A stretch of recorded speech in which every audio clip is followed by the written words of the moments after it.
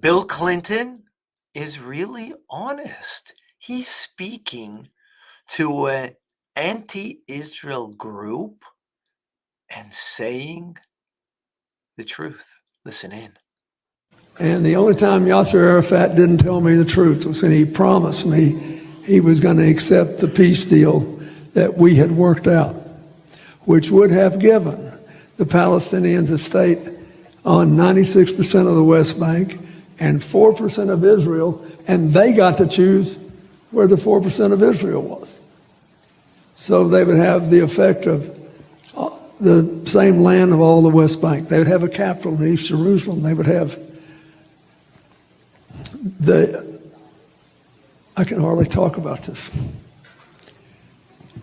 And they would have equal access all day, every day, to the security towers that Israel maintained all through the West Bank up to the Golden Heights.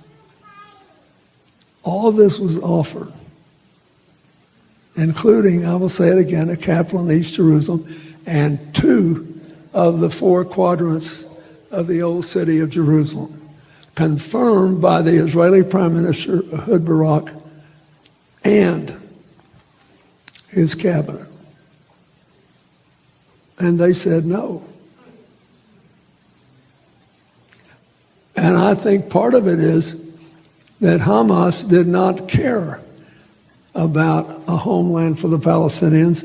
They wanted to kill Israelis and make Israel uninhabitable.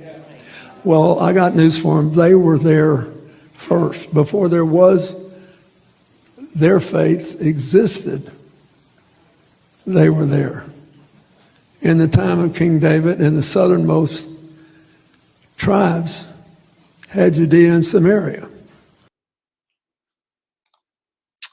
Wow. Thank you for sharing the truth. Which leads then to a very important point, being that the powers that be, and all of the powers that have ever been for the Palestinians, whether it's Arafat, Abbas, and of course Hamas, Hezbollah, all of them, they only want the entirety from the rivers to the sea of all of Israel to be theirs. Nothing less than that will be their satisfaction. And therefore, there is no two-state solution as a result, because the one state will be then only there to take over the other state, Israel, and to push the Jewish people into the sea. It's a hard truth for some people to swallow, but the truth nonetheless. And the quicker we wrap our minds around that truth, the simpler the solutions will be on how to move forward and to actually gain peace in the region.